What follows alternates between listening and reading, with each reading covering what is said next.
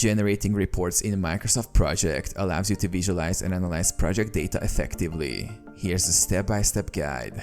Open your project. Launch Microsoft Project. Open the project file for which you want to generate a report. Access the Report tab. Go to Report tab. Click on the Report tab at the top of the screen. This opens various options for creating reports. Select a report category. Predefined reports. Microsoft Project offers several predefined reports categorized under Dashboards, Resources, Costs, In Progress. Choose the type of report that suits your needs. Customize your report. Add or remove data. You can customize the report by modifying charts, tables, and filters. Click on any element to edit it. Adjust layout. Use the Design tab to format the appearance, change colors, or switch between chart types. Print or export the report.